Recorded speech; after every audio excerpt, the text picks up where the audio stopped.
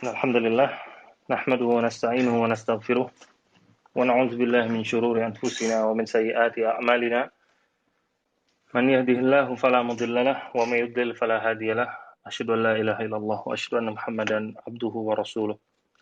Amma ba'd, fa inna khairal kalami kalamullah wa khairul hadi hadi Muhammadin sallallahu alaihi wa ala alihi wa sahbihi wa sallam wa syarrul umuri muhdatsatuha fa inna kulla muhdatsatin bid'ah wa kulla bid'atin dhalalah wa kulla dhalalatin finnar. Ikhwatah, para pendengar Clubhouse Club 45 yang semoga selalu dirahmati oleh Allah Ta'ala.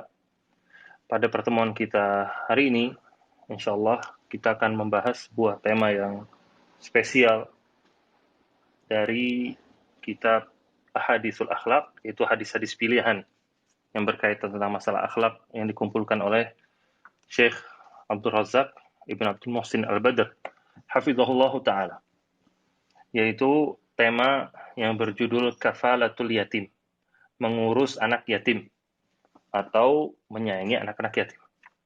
Baik, sebelum kita masuk ke masalah keutamaannya, lalu apa aja sih yang disebut sebagai mengurus anak-anak yatim, maka kita juga harus tahu dulu apa sih yang disebut yatim atau siapa aja yang tergolong sebagai anak yatim. Nah, ikhwata sekalian, di sini Syekh menyebutkan di antara tanda bagusnya atau indahnya syariat ini dan kesempurnaan akhlak yang diajarkan oleh Islam adalah diharuskannya atau dianjurkannya untuk mengurus anak-anak yatim. Untuk mengurus anak-anak yatim. Nah, dan yatim itu adalah, kata Syekh, man faqada abahu wa huwa dunal buluk, yaitu seorang anak kecil yang kehilangan bapaknya sedangkan dia itu masih kecil, padahal dia itu masih kecil, dan tinggal bapaknya ini masuk ke dalamnya bapaknya itu meninggal atau adanya perceraian.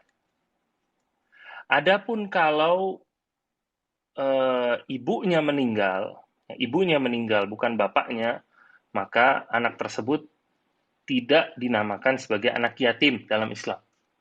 Tapi istilahnya itu aji atau ajiyah. Ini istilah dalam Islam. Aji atau ajiyah. Kalau dalam bahasa Indonesia itu piatu. Kalau nggak punya ibu. Nah, jadi yang tergolong anak yatim itu cuma anak yang kehilangan bapaknya. Bapaknya mati atau ditinggal cerai. Nah, dan juga kata para ulama, dari penjelasan ini juga, anak zina itu pun nggak termasuk ke anak yatim. Anak zina itu pun nggak masuk ke anak yatim. Tapi anak yatim, berarti kita ulangi lagi, pengertiannya adalah seorang anak yang ditinggal mati oleh bapaknya. Yang ditinggal mati oleh bapaknya. Sedangkan dia belum sampai umur balik. Adapun ketika sudah sampai umur balik, maka dia nggak dinamakan lagi sebagai anak yatim. Makanya Nabi SAW mengatakan, la yutma ba'dal buluk. Tidak ada namanya anak itu disebut anak yatim setelah dia itu sudah balik. Nah, juga tadi yang kita jelaskan, kalau kehilangan ibunya bukan anak yatim. Atau anak itu anak hasil zina, hasil zina, itu pun juga tidak dinamakan sebagai anak yatim. Kalau istilah dalam bahasa kita itu anak haram namanya, yaitu anak hasil dari hubungan haram, itu pun nggak dinamakan sebagai anak yatim. Akan tetapi, kalau anak-anak tersebut, mereka itu dalam kondisi kesulitan, entah dalam pendidikannya atau dalam masalah kehidupannya, dia tidak dinamakan sebagai anak yatim, tapi tetap mendapatkan hukum sebagai anak yatim. Nah, tetap dinamakan sebagai anak atau mendapatkan hukum anak yatim. Termasuk tadi anak hasil zina. Dia itu nggak dinamakan sebagai anak yatim. Tetapi kalau dia memang kesulitan, maka dia dinamakan atau mendapatkan hukum sebagai hukum anak yatim. Baik. Ini sekian dari tentang masalah pengertian dari anak yatim itu sendiri. Lalu Syekh menyebutkan juga, wa yalhaq bihi majhulun nasab. Dan kita mengurus anak yatim, termasuk di dalamnya yang nggak ada hubungan kekeluargaan sama kita. Itu pun termasuk anak yatim dan kita pun dianjurkan untuk ngurus mereka. Jadi yang diperintahkan untuk diurus bukan cuma anak yatim yang masih punya hubungan kekeluargaan dengan kita. Bahkan yang tidak punya hubungan kekeluargaan pun kita dianjurkan untuk mengurus mereka. Dan tentunya kalau punya hubungan kekeluargaan ya lebih tambah lagi kewajiban bagi kita untuk membantu mengurus mereka. Nah, Allah Ta'ala dalam Al-Quran, kata Syekh, banyak sekali menjelaskan tentang masalah anak-anak yatim. Bahkan kata Syekh, fi aktsar min ishrina maudi'an. Lebih dari 20 tempat dalam Al-Quran, Allah itu menyebut tentang masalah anak-anak yatim. Yad'u fiha ilal ihsan ilaihi. Allah mengajak untuk berbuat baik kepada anak yatim. Wa yuhadzir min zulmihi wal i'tida ala amwalihi. Dan Allah memperingatkan tentang bahaya menzolimi mereka dan juga menyakiti mereka atau berlebih-lebihan terhadap harta mereka, mengambil harta mereka secara zolim maksudnya di sini. Au akli syai'in min huquqihi, atau mengambil sesuatu, memakan sesuatu dari haknya anak-anak yatim. Jadi untuk melihat di sini bagaimana perkara masalah anak yatim yang banyak disepelekan. Anak-anak yatim ini banyak yang diperlakukan seperti anak gelandangan. Hal yang kecil, seakan-akan cuma titik kecil dalam Islam ini, nggak diperhatikan sama sekali di masyarakat. Tapi Allah Ta'ala benar-benar memperhatikan tentang masalah anak yatim. Padahal kalau kita bahas nih dalam urusan negara, ngapain sih ngurusin anak yatim? Itu masalah kecil, ini loh banyak masalah-masalah besar. Allah tidak menganggap remeh masalah ini. Allah benar-benar memperhatikan masalah ini. Ini hebatnya Islam. Nggak boleh seorang itu berbuat zolim pada mereka, menyakiti mereka, apalagi mengambil harta mereka secara zolim. Itu dilarang. Allah menyebutkan, di sini disebutkan oleh Syekh dalam surat Al-Baqarah, di ayat ke-83. Allah menyebutkan, وَإِذْ أَخَذْنَا مِيثَاقَ بَنِي إِسْرَائِيلَ لَا تَعْبُدُونَ إِلَّا اللَّهَ وَبِالْوَالِدَيْنِ إِحْسَانًا وَذِي الْقُرْبَى وَالْيَتَامَى وَالْمَسَاكِينِ وَقُولُوا لِلنَّاسِ حُسْنًا. Dan ketika Allah mengikat perjanjian dengan Bani Israel, janganlah kalian menyembah kecuali kepada Allah Ta'ala, dan berbuat baiklah kalian kepada kedua orang tua, karib kerabat, anak-anak yatim, dan juga orang-orang miskin. Dan berkatalah kepada manusia dengan perkataan yang baik. Wa aqimus shalah wa atuz zakah, thumma tawallaitum. Kemudian dirikanlah salat, tunaikanlah zakat, thumma tawallaitum. Kemudian kalian malah berpaling, gak mau menjalankan kewajiban-kewajiban tersebut. Illa qalilan minkum wa antum mu'ridun, kecuali hanya sebagian kecil dari kalian. Tuh. Ini tambah luar biasa lagi. Bagaimana perintah untuk berbuat baik kepada orang tua, kepada karib kerabat, ngurus anak yatim, itu sudah diperintahkan dari zaman Bani Israel. Untuk perlihatkan bagaimana para nabi, mereka itu paling banyak diutus kepada Bani Israel. Dan ternyata perintah untuk berbuat baik kepada anak yatim sudah dari zaman dahulu. Hebat Islam ini, luar biasa. Dan ini nggak diajarkan di tempat-tempat yang lain. Bagaimana dari dulu sudah diajarkan untuk berbuat baik kepada semua orang. Dan tujuan, di antara tujuan kita membahas kitab ini, itu tujuannya itu. Lihat bagaimana Islam ini agama rahmatan lil alamin. Dan lil alamin, untuk semesta alam, bukan cuma di zaman ini. Bahkan sudah dari zaman dulu bagaimana Allah Ta'ala menyayangi manusia ini semuanya. Menyayangi agama mereka, menyayangi kehidupan mereka. Nah, kemudian Allah juga menyebutkan di surat Al-Ma'un, yang insya Allah antum semua sudah hafal. Allah Ta'ala mengatakan, Ara'aital ladzi yukadzibu biddin. Apakah kamu memperhatikan orang yang mendustai agama ini? Fadzalikal ladzi yad'ul yatim. Dialah itu orang yang menelantarkan anak yatim. Wala yahuddu ala ta'amil miskin. Dan juga tidak mau memberi makan kepada orang-orang miskin. Lalu juga di surat Ad-Duha, Allah Ta'ala sebutkan, fa'ammal yatima fala taqhar. Adapun anak-anak yatim, maka janganlah kamu mencampakkan mereka, meninggalkan mereka. Ibnu Katsir, di sini dinukilkan oleh Syekh Abdul Razzaq, Ibnu Katsir menyebutkan, ai kama kunta yatiman, fa'awakallahu fala taqharil yatim. Sebagaimana kamu itu dulu anak yatim. Nabi SAW itu anak yatim.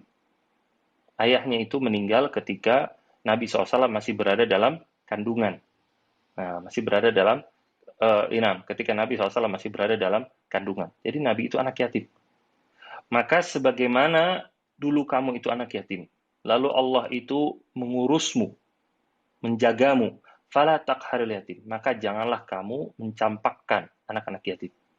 Ai la tuzillahu wa tanharhu wa tuhinhu walakin ahsin ilaihi wa talattaf bihi.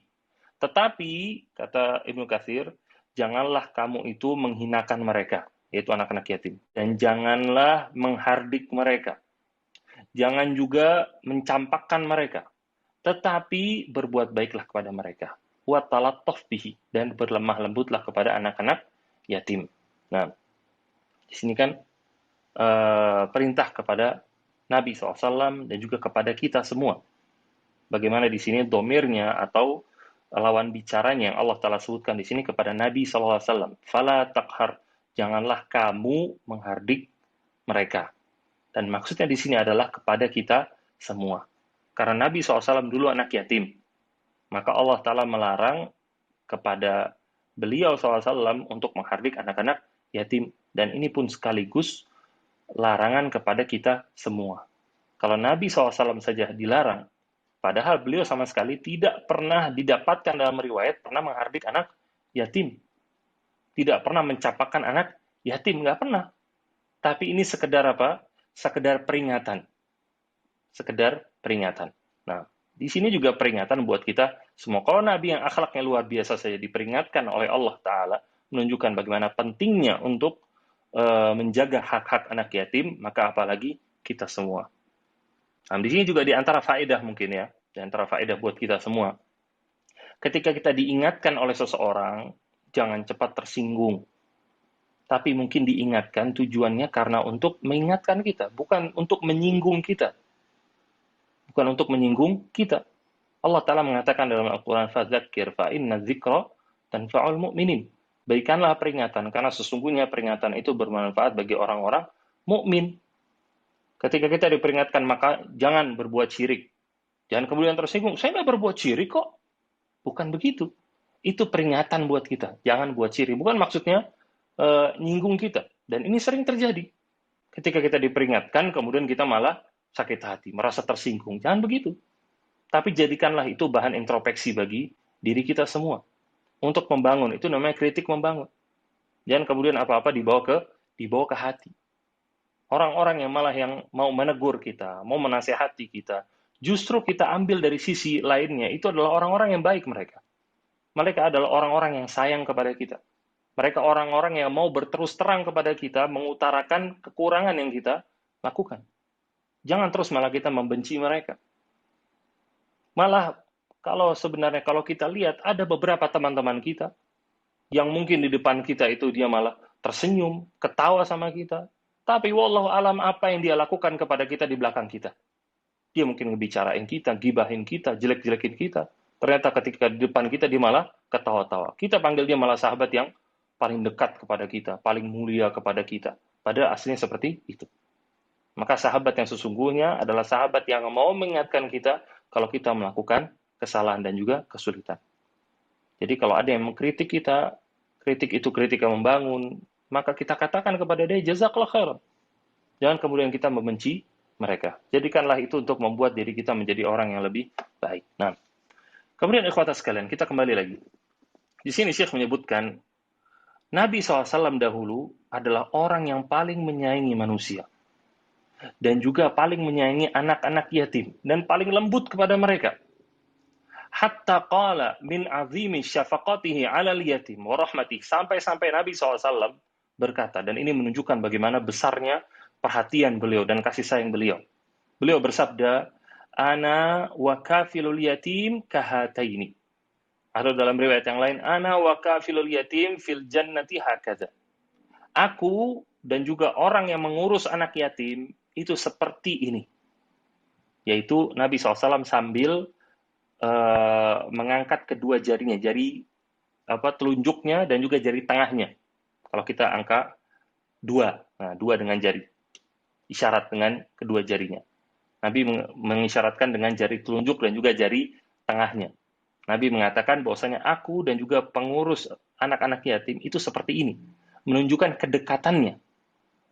Jari telunjuk dan juga jari tengah. Menunjukkan kedekatan antara Nabi SAW dan juga orang yang mengurus anak yatim.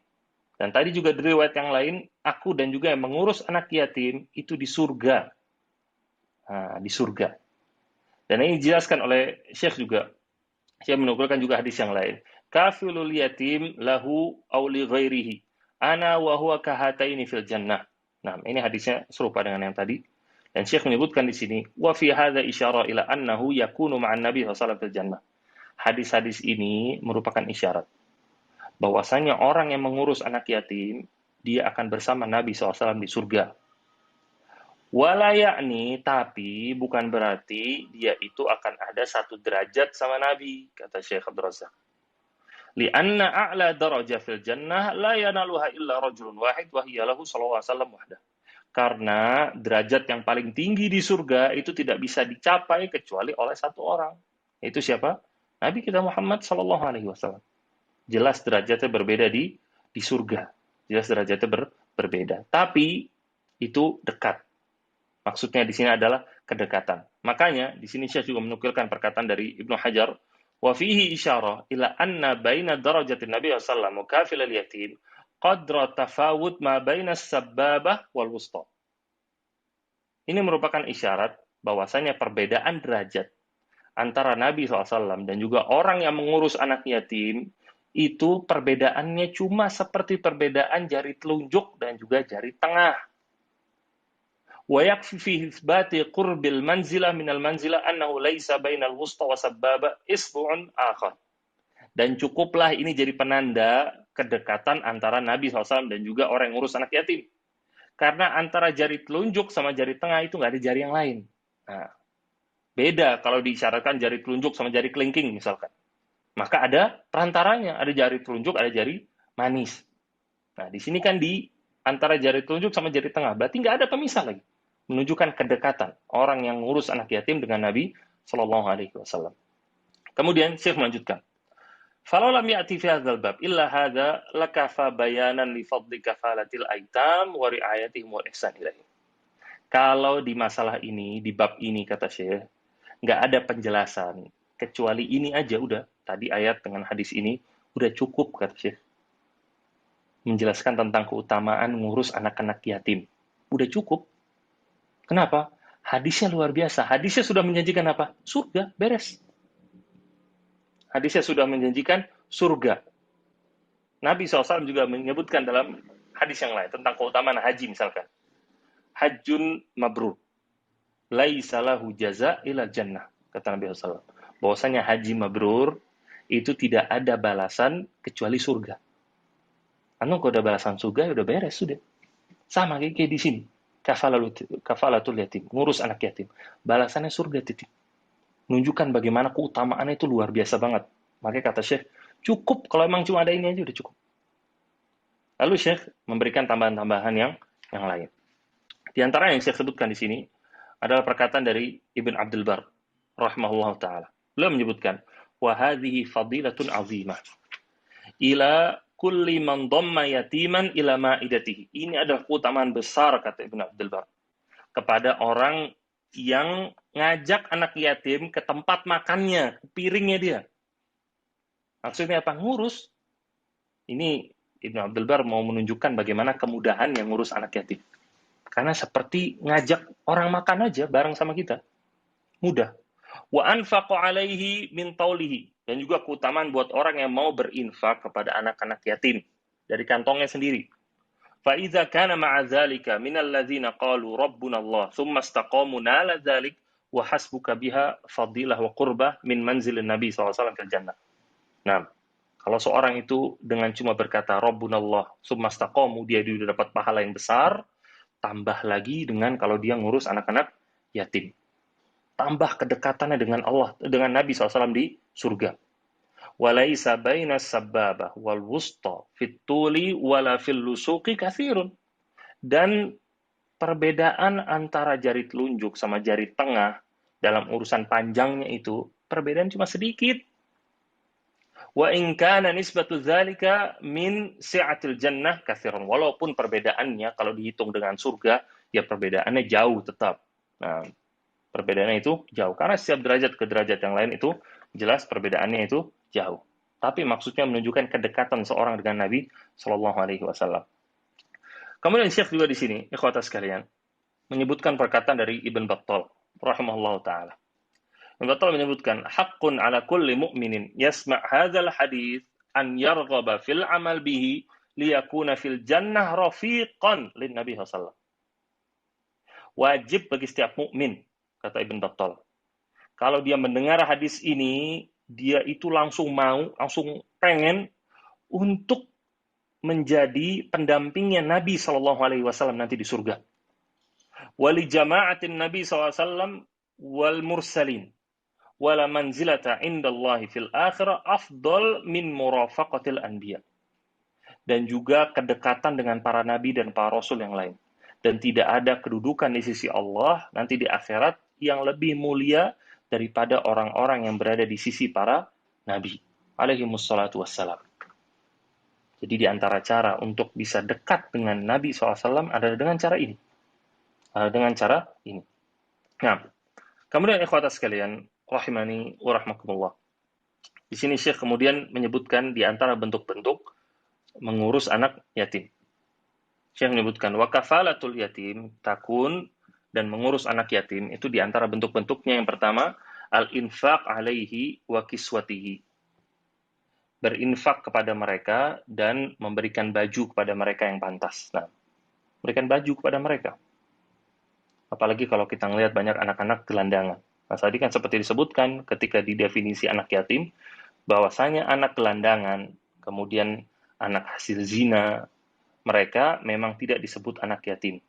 Tapi ketika mereka kesulitan, maka mereka mendapatkan hukum seperti anak yatim. Dan pahalanya juga seperti pahala mengurus anak yatim, yang nanti akan kita baca nanti juga ada. Nah, dan di sini kita dianjurkan untuk berinfak kepada mereka, dalam artian membantu mereka dalam sandang, pangan, dan juga papan, yaitu dalam urusan baju, kemudian makan, kemudian juga tempat tinggal, diberikan yang layak kepada mereka. Wa aidan bi tarbiyatihi wa ta'dibihi wa tansyiatihi 'ala salahi wal istiqamah, dan juga mendidik mereka, mengajarkan mereka adab dan menumbuhkan mereka di atas pertumbuhan yang baik dan juga istiqamah dalam masalah agama. Ajarkan kepada mereka. Maka kita didik mereka seperti kita mau mendidik anak-anak kita. Apalagi buat orang-orang yang memiliki kelebihan harta. Ini di antara ladang pahala yang harus dia ambil ketika banyak orang-orang yang nggak mampu, nggak bisa ngambil. Ini di antara caranya. Orang-orang miskin, mereka itu mendapatkan pahala dari sabarnya mereka. Orang-orang kaya mendapatkan pahala dari apa? Dari syukurnya mereka. Dan di antara bentuk syukur adalah mempergunakan harta di atas kebenaran. Itu di antara bentuk syukur soalnya.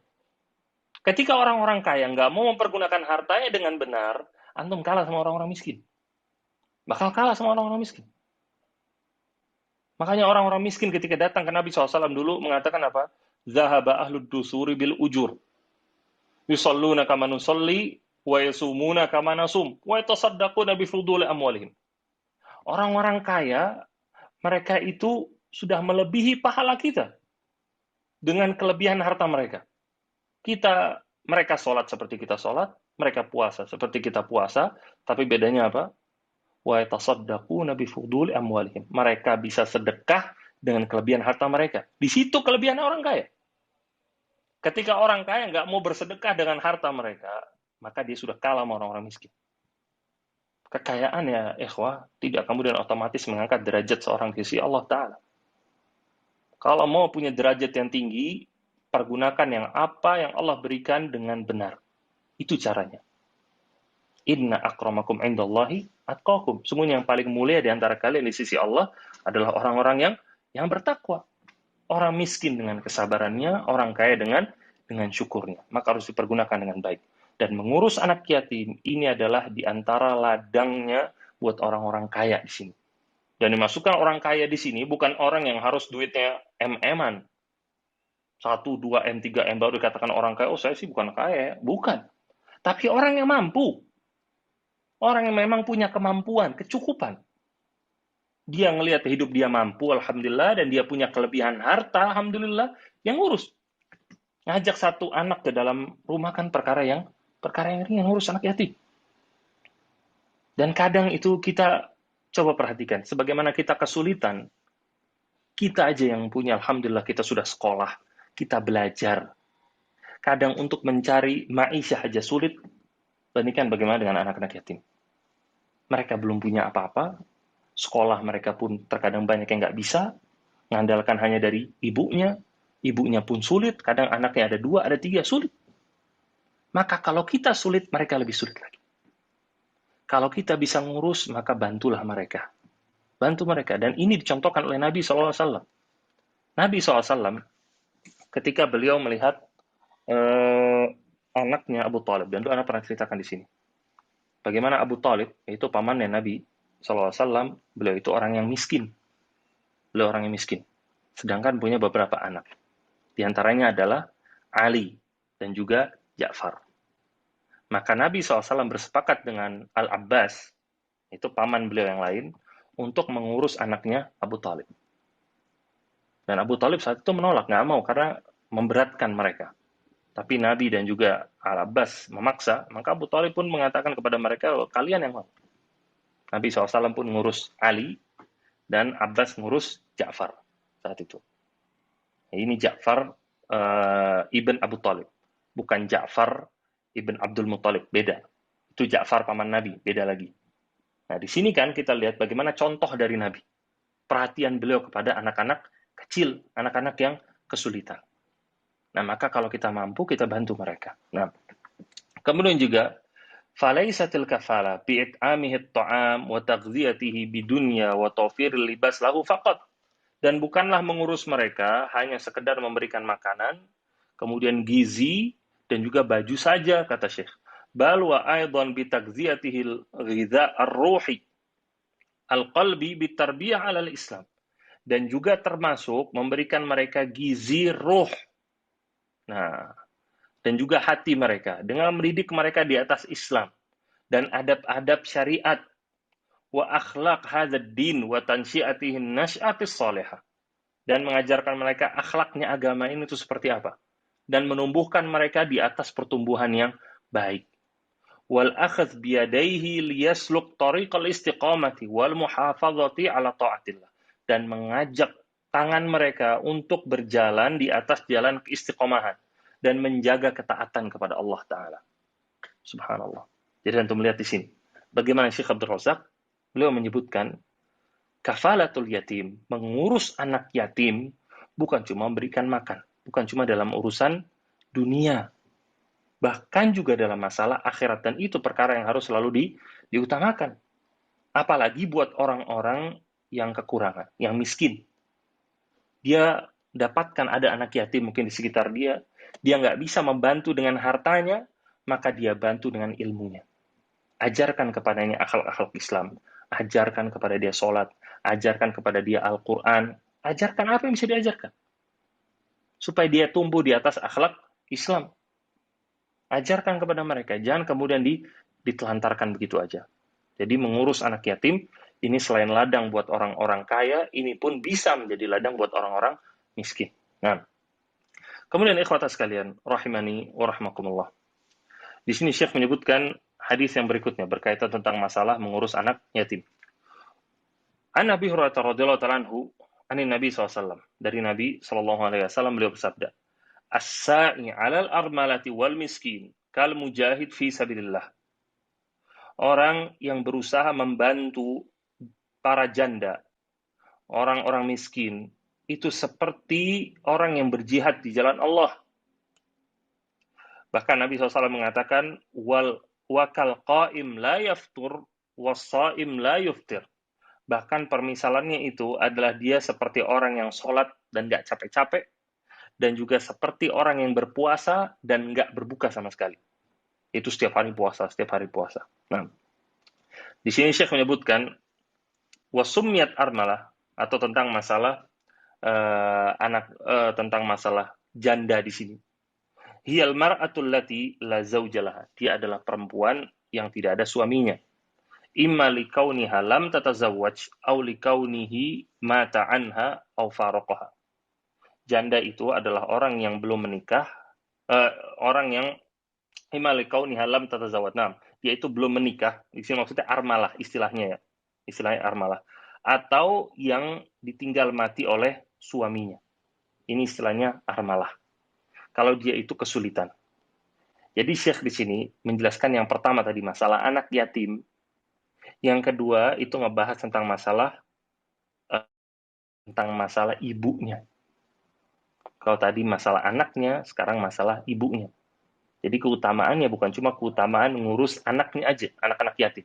Yang tadi kita udah baca beberapa keutamaannya. Tapi juga ada keutamaan tersendiri ketika ngurus para janda.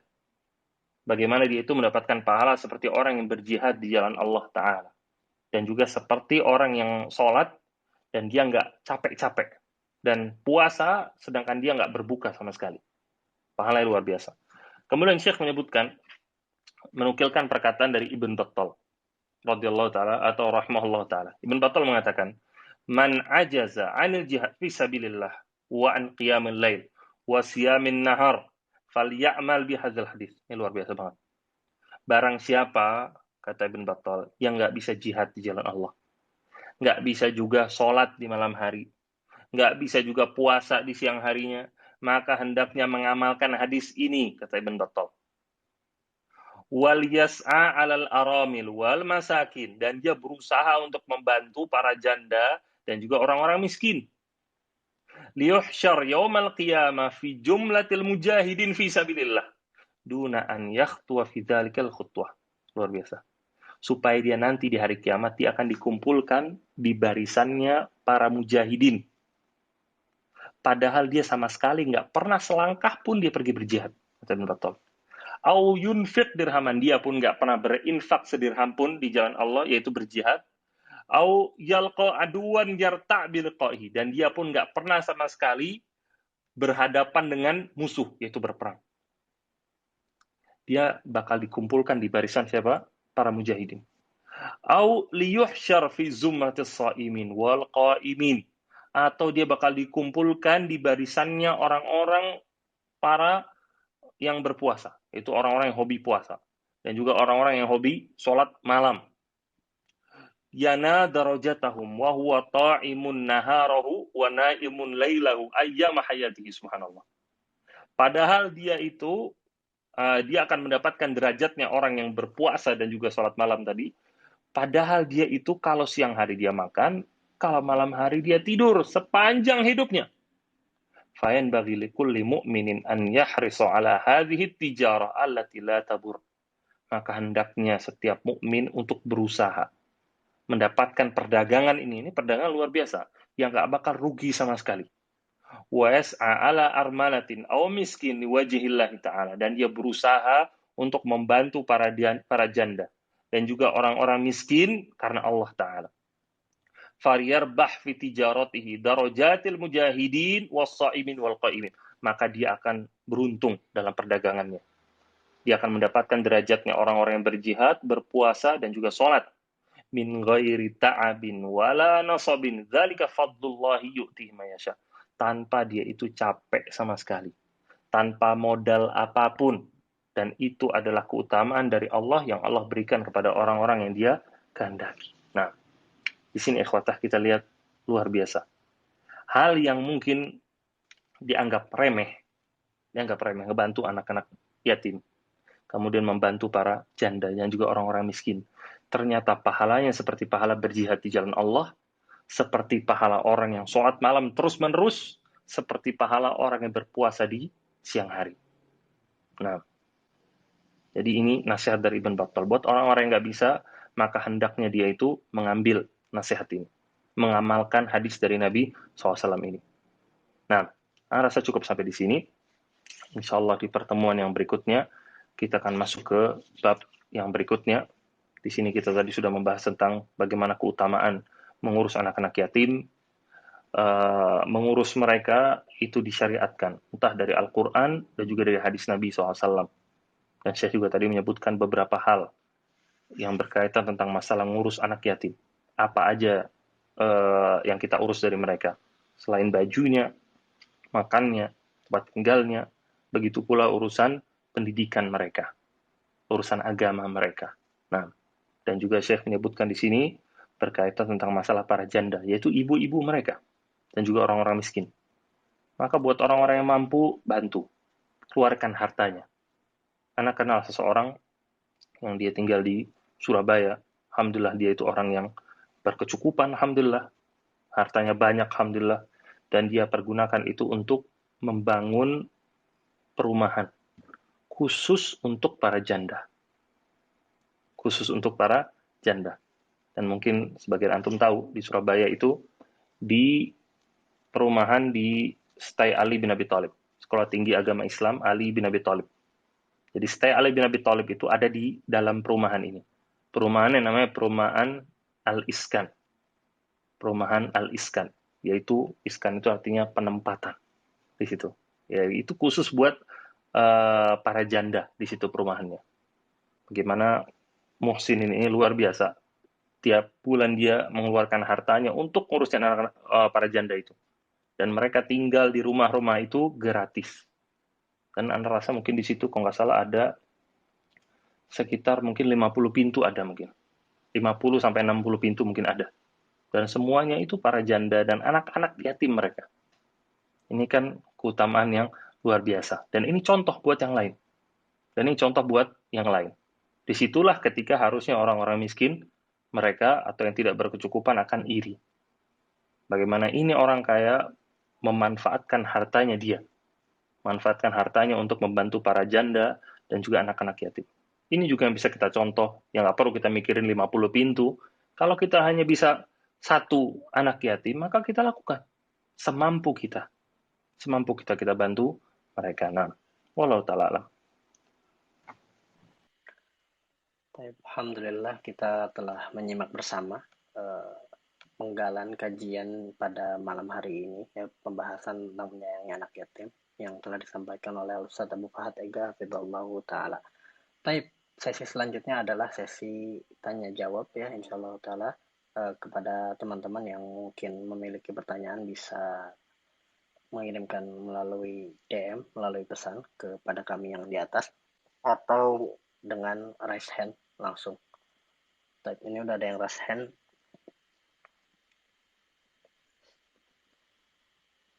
Tafadhol Pak Soleh. Ya, alhamdulillah, syukron akhi. Assalamualaikum warahmatullahi wabarakatuh, Ustaz. Assalamualaikum Semoga warahmatullahi Ustaz, wabarakatuh. penulis kitab, kita semua dan kaum muslimin dalam keadaan sehat dan mendapat rahmat dan taufik dari Allah Subhanahu wa taala. Ustaz, tadi disebutkan keutamaan membantu janda dan orang-orang miskin yang pahalanya sangat besar sekali. Nah, apakah janda ini bagaimana kalau janda yang kaya gitu, Ustaz? Apakah masuk kategori yang perlu dibantu semacam ini? Dan kalaupun dibantu, bagaimana caranya? Syukron, jazakumullah khairan, barakallahu fikum. Nah, waalaikum. Kalau janda yang kaya, tentunya nggak perlu dibantu dengan harta. Jelas. Tapi kalau dia memang membutuhkan suami, maka tafadhol antum maju. Nah, nah, Itu termasuk adapun berbuat baik yang pahalanya besar itu, Pak? iya. Nah, oh, enggak kalau itu. Kalau itu enggak. Oh, Tapi tidak kalau dia termasuk. berusaha untuk berbuat baik kepadanya dengan pendidikan kepada janda tersebut, itu tanpa maksud terselubung ya. Nah, dengan memberikan pendidikan kepada mereka, mengajarkan kepada mereka. Begitu juga anak yatimnya. Karena anak yatimnya kan dia kehilangan sosok ayah. Dia kehilangan sosok ayah. Dan jelas sosok ibu dan juga sosok ayah itu kan berbeda. Nah, berbeda. Kalau memang dia itu kaya, dia tidak membutuhkan harta, maka kalau memang kita bisa membantu mereka dalam urusan yang lain, namanya anak yatim, ini kan dia tetap dinamakan sebagai anak yatim. Dia nggak membutuhkan harta, dia membutuhkan yang lain, maka kita berusaha bantu. Maka insya Allah tetap bakal dapat pahala menyayangi anak yatim. Allah. Ya, syukron. Jazakumullah khair. Apa? Barakallahu fikum. Nah, wayakum. Dan juga bagi yang mampu dan juga yang bisa, kalau dia memang mau menikahi janda tersebut yang punya anak yatim, maka itu juga sebuah keutamaan. Dan itu bakal termasuk ke membantu orang, dapat pahala membantu di situ. Nah, Jadi kita menikahinya maksudnya Ustadz ya. iya betul. Oh, ya syukron Ustadz. Nah, Assalamualaikum apa? warahmatullahi Assalamualaikum. Masya Allah, pertanyaan yang luar biasa dari Syekhuna Soleh Ridallahu Ta'ala. Baik, ini penanya selanjutnya, Syekh Subhan Al-Fajri. Ya, syukran. Assalamualaikum warahmatullahi wabarakatuh, Ustaz. Salam. Barakallahu fiik ilmunya. Mau tanya Ustaz, ada keluarga kami yang qadarullah kondisinya mungkin bisa dibilang miskin karena walaupun ada penghasilan tetapi untuk memenuhi kebutuhan sehari-harinya masih kurang. Jadi keluarga kami suka patungan untuk membantu beliau. Nah, anak-anaknya ini kami ingin membantu menanggung biaya sekolah anak-anaknya saudara kami ini. Walaupun ayahnya tetap masih ada, jadi bukan anak yatim. Tetapi kalau untuk meneruskan di sekolahnya yang sekarang, istilahnya cukup berat karena sekolahnya lumayan mahal gitu loh. Tetapi saudara kami yang susah ini masih belum pindahin sekolah anaknya karena pengen tetap menyekolahkan anaknya di sekolah yang menurut dia yang paling baik lah pendidikannya gitu. Nah, jadi agak dilema apakah kalau seandainya kami mengajukan tawaran untuk oke, kami tanggung biaya sekolah anak-anaknya, tetapi kalau yang untuk di sekolah yang lama mungkin agak berat.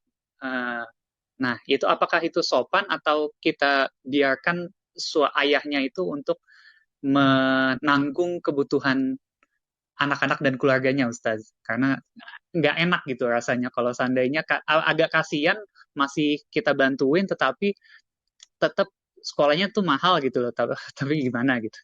Gitu, Ustaz. Nah, Minta iya. nasihat. Iya. Barakallahu fiik. Wajar bagi orang tua untuk memberikan pendidikan yang terbaik kepada anak-anaknya. Itu wajar. Semua kita nggak ada yang mau anak-anak kita dapat pendidikan yang nomor 2. Kalau kita mampu memberikan mereka nomor 1, maka kita akan kasih. Entah di sekolah itu atau di madrasah itu memang materinya bagus, guru-guru yang terpercaya, dan lain-lain. Itu terbaik menurut dia, maka wajar kalau dia memang memilih sekolah tersebut. Dan juga itu merupakan haknya dia. Kita nggak bisa memaksa. Adapun kita ketika memberikan bantuan, maka kita berusaha berikan bantuan semampu kita. Kita katakan kepadanya bahwasanya kita bantuannya cuma segini, misalkan, maka itu bisa mengangkat kesulitan dia atau paling tidak mengurangi kesulitan dia. Adapun memberikan nasihat kepada dia, ini ada sekolah yang lain, itu nggak ada masalah. Alasan nggak ada yang masalah. Dengan tidak bermaksud untuk menggurui dia, apalagi seperti nyuruh ngeluarin anaknya dia misalkan. Maka itu Anda rasa merupakan perkara yang nggak bakal disukai oleh setiap orang tua ya, kalau disuruh sama orang-orang lain. Nah, seperti kita aja nggak mau kalau ada orang lain datang kita nyuruh anak kita ngeluarin anak kita dari sekolah, kita nggak mau. Nah, rasa mereka juga begitu. Mungkin kita sekedar memberikan saran kepada dia, di sekolah sana ini gurunya juga bagus. Tanpa kita mungkin menyebutkan bahwa saya di sana lebih murah dan lain-lain, nggak perlu. Tapi kita bilang bahwa saya di sana juga lebih bagus segala macam dan banyak orang-orang yang dibantu misalkan dan lain-lain. Mungkin bisa dikasih saran kepada dia. Jadi bantuan kepada dia itu bisa untuk mengangkat semuanya atau paling nggak mengurangi. Nah, wallahu taala. Syukran, jazakallah khair, Ustaz. Afwan, wa yakum. Alhamdulillah. Jazakumullah khairan Ustaz atas jawabannya, dan jazakumullah khair juga kepada penanya atas pertanyaannya. Tapi Bang Zul, ada pertanyaan melalui pesan atau kita langsung masuk ke sesi kuis?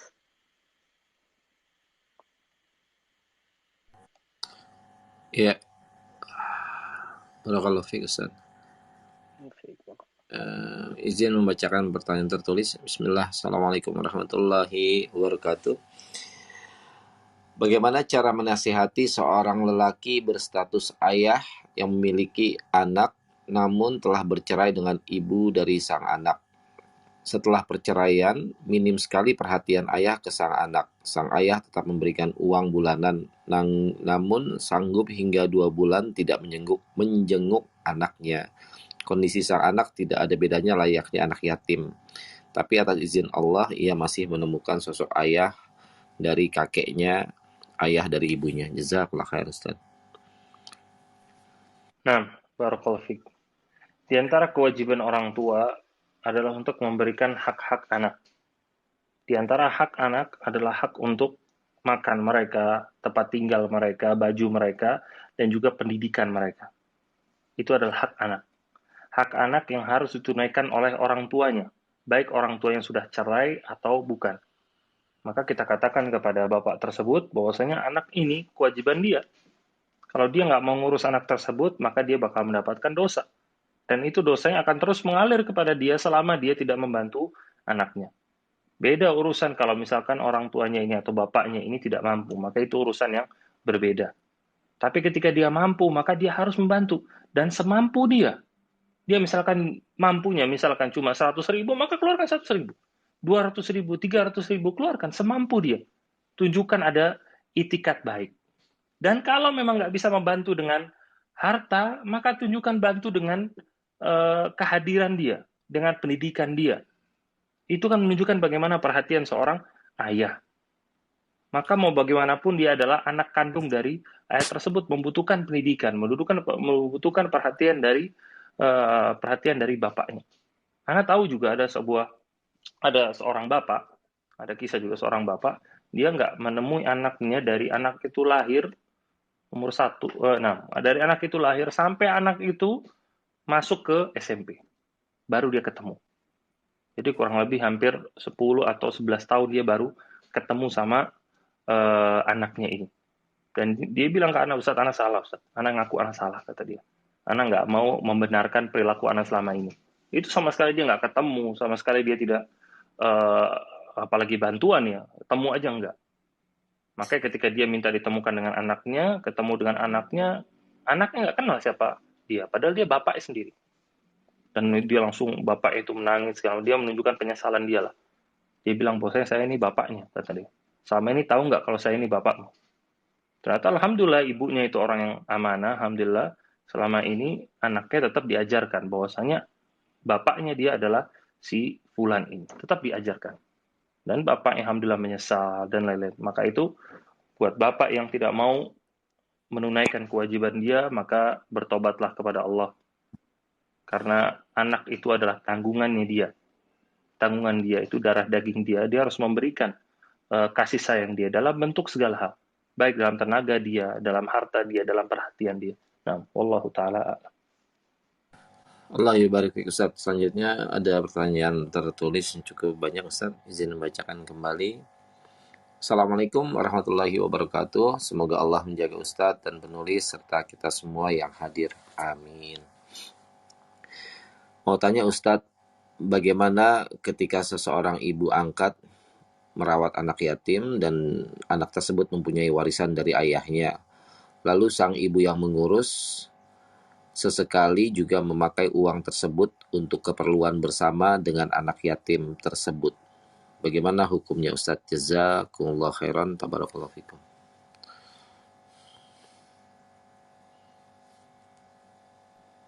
Nah, berkaitan tentang masalah harta anak yatim, maka bukan berarti tidak boleh dipergunakan.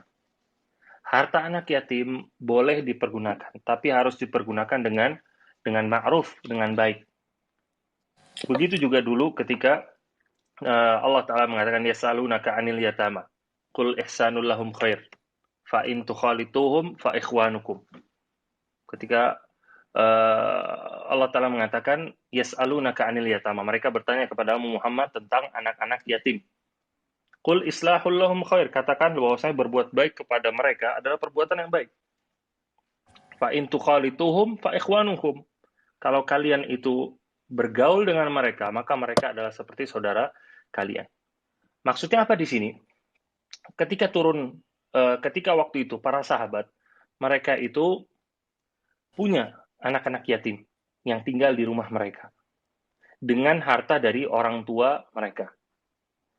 Nah, saat itu atau dulu itu harta dari orang tua mereka itu terkadang tercampur dengan harta para sahabat ini ketika di rumahnya. Nah, ketika turun ayat ini, mereka itu jadi bingung. Wahai Rasulullah, apakah kita akan diazab? Apakah kita akan bersalah? Akhirnya mereka pisahkan. Ini harta anak yatim, ini harta mereka. Bahkan dalam urusan piring buat tempat makan, itu aja dibedakan. Ini makanan dia, ini makanannya anak-anak yatim. Atau anak yatim yang ada di rumah dia. Dipisahkan. Saking mereka itu waroknya takut dosa. Lalu setelah jelaskan sama Nabi SAW, Allah mengatakan, فَإِن تُخَالِطُهُمْ فَإِخْوَانُكُمْ. Kalau kalian itu bergaul dengan mereka, itu dalam rumah, kadang kita makan bareng segala macam, maka mereka adalah saudara kalian. Sebagaimana kita kalau sama saudara-saudara kita, kadang duit kita kan kepake sama dia, duit dia kepake sama kita, dan lain-lain. Nggak ada masalah, yang penting buat keadilan di situ. Itu nggak ada masalah. Duit mereka dipergunakan untuk kemaslahatan mereka, itu nggak ada masalah. Dipergunakan untuk beli mereka baju misalkan, atau untuk makan misalkan.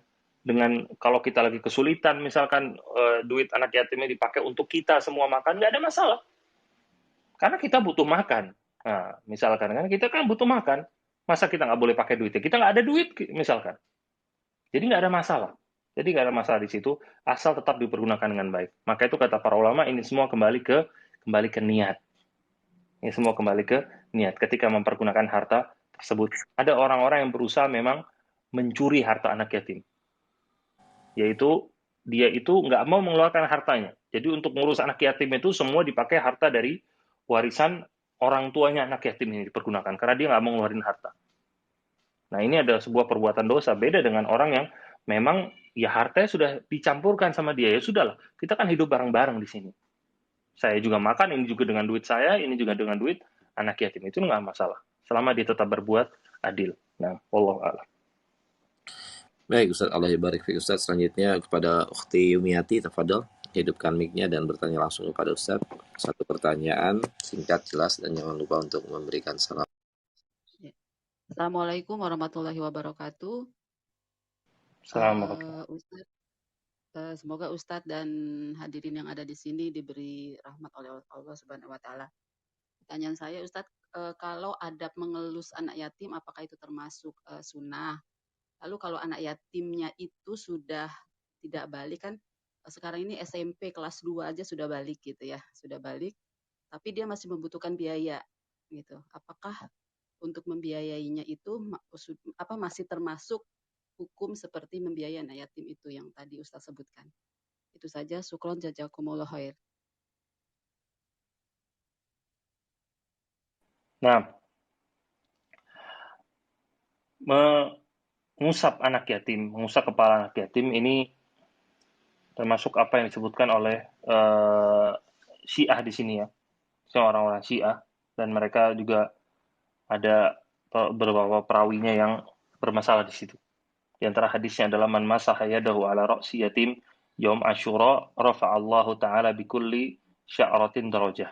Barang siapa yang mengusap dengan tangannya kepala anak yatim pada hari Asyura, maka Allah Ta'ala akan mengangkat derajatnya dengan setiap rambut yang ada di kepala anak yatim ini. Nah, tapi ini tentunya bukan berarti kemudian kita nggak berbuat baik sama mereka. Ya jelas kita berbuat baik seperti kita jelaskan tadi. Kita membicarakan tentang masalah hukum dari hadis ini. Nah, hukum dari hadis ini.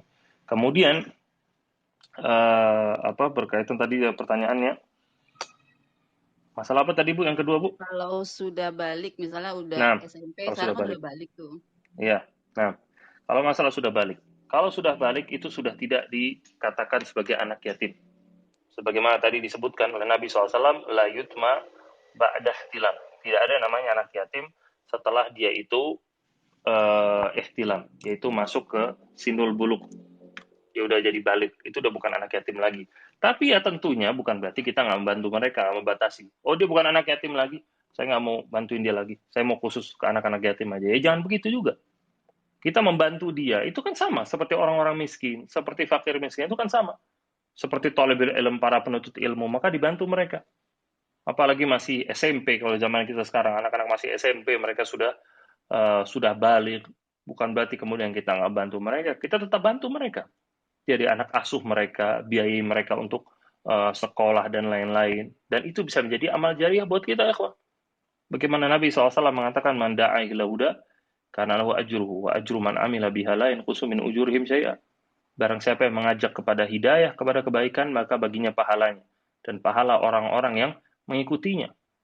Dan yang memasukkan anak tersebut, mengajarkan, mendaftarkan anak tersebut kepada sebuah sekolah itu, ya kita. Kita yang membiayai dia. Maka selama dia itu belajar, lalu dia mengamalkan pelajarannya, maka pahalanya akan mengalir ke kita terus. Bahkan sampai dia sudah besar, sampai dia dewasa, pahalanya akan mengalir kepada orang yang membiayai dia sekolah. Nah, ini ada sebuah amal jariah. Maka jangan dianggap remeh. Pahala itu bermacam-macam. Amal baik itu bermacam-macam. Dan salah satunya memang membantu anak yatim. Ini salah satu pahala yang besar. Dan juga membantu orang-orang fakir miskin, membantu orang-orang yang kesulitan, membantu para talibul ilm atau penuntut ilmu, membantu membangun masjid, misalkan, keutamaan-keutamaan itu banyak sekali pahala-pahala. Nah, wallahu ta'ala. Baik, sebagai closing kajian kita hari ini, para pendengar sekalian, rahimani wa rahimakumullah. Ini menggambarkan kepada kita bagaimana rahmatnya Islam. Bagaimana kasih sayang Islam kepada semua orang. Bahkan orang-orang yang ditelantarkan, dianggap remeh, yaitu anak-anak yatim dan juga para janda. Islam memperhatikan hal ini. Dan pahala yang besar bagi orang-orang yang membantu mereka. Perhatikan bagaimana Nabi SAW menggambarkan orang-orang yang menjaga atau mengayomi anak yatim, dia itu kedudukannya seperti kedudukan jari telunjuk dan juga jari tengah di surga nanti. Kedudukannya sangat dekat dengan Nabi SAW. Dan juga orang yang membantu para janda, dia itu seperti orang-orang yang berjihad di jalan Allah. Antum melihat bagaimana orang berjihad, mereka harus menghadapi ketakutan. Mereka harus terluka di medan peperangan. Mereka benar-benar mengorbankan semuanya. Dengan harta mereka, dengan tenaga mereka, bahkan dengan jiwa mereka. Itu orang-orang yang berjihad di jalan Allah. Kemudian Nabi juga umpamakan orang yang membantu para janda itu seperti orang yang sholat malam terus-menerus. Maka siapa di antara kita, hanya sedikit sekali di antara kita yang bisa sholat malam terus-menerus. Bukan cuma sehari, 2 hari. Tapi terus-menerus sepanjang hidupnya. Dan juga orang yang berpuasa setiap harinya. Pahala orang yang membantu para janda dan orang-orang miskin seperti itu, kata Nabi SAW. Maka ini merupakan kesempatan yang besar bagi kita semua yang sering lalai, sering malas beribadah, untuk bisa menggapai pahala dari jalur yang lain. Allah Ta'ala menciptakan banyak sekali ibadah-ibadah dengan tujuan supaya kita memilih ibadah-ibadah tersebut. Mana yang paling utama, mana yang mampu kita lakukan, mana yang mudah bagi kita, dan tentunya ikhwah, semuanya butuh yang namanya pengorbanan dan kemauan dari kita. Kemauan kita untuk berkorban, kemauan kita untuk bangun, kemauan kita untuk menahan diri, kemauan kita untuk mengeluarkan apa yang kita punya untuk membantu orang lain. Nah, wallahu ta'ala alam, semoga ini semua bermanfaat bagi kita. Yang benar datangnya dari Allah Ta'ala dan yang salah datangnya dari syaitan. Aqulu qali hadza wa sallallahu nabiyana Muhammad wa ala alihi wa sahbihi wa atba'ihi bihasan. Wassalamualaikum warahmatullahi wabarakatuh.